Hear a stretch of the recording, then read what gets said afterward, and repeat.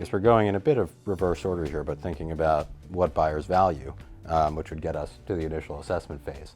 There's a number of kind of different factors that impact valuation of a business. And, I guess as you kind of think about, you've gone through this and you understand, you have intimate knowledge of the Friendly Group and how we think about evaluating businesses. There's a number of different factors that are important to us as we think about valuation for a business.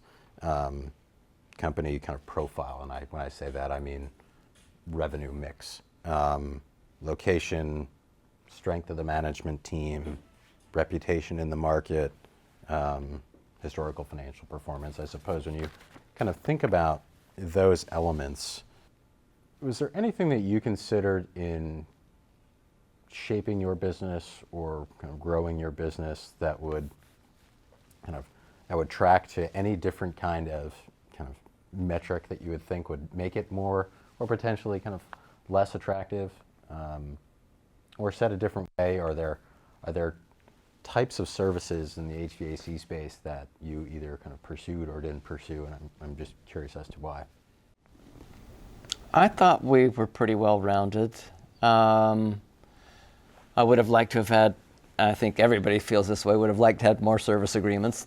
I mean, we had a couple of thousand service agreements, so that was good, but would have rather had some more. But I think that's something that everybody works on. And I think you guys took a lot into consideration in that we have always been what I would call marginally profitable.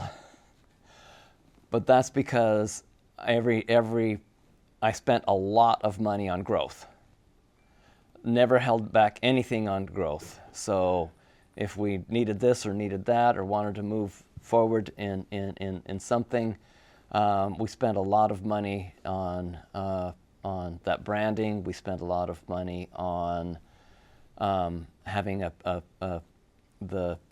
good team in place, and so I don't know. You'll probably have to tell them or me, or if which would have been what you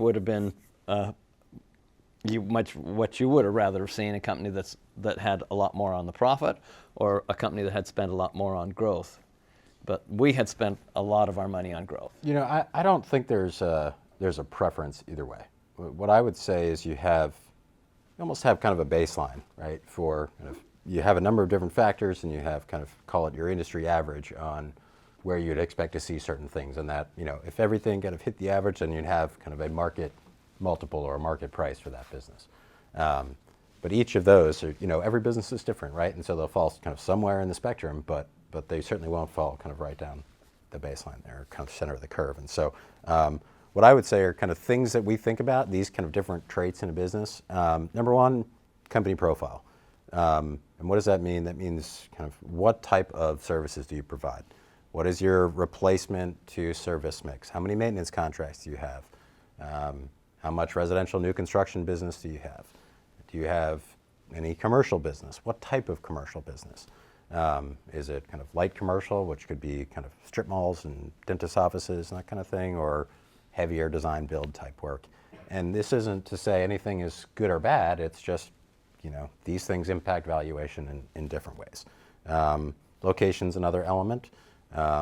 So as you kind of think, I wouldn't say that hot or cold is good or bad, but there are different macro trends in different cities that you consider thinking about, kind of income levels, population trends, those kind of things, so they can certainly impact valuation. The people on the management team.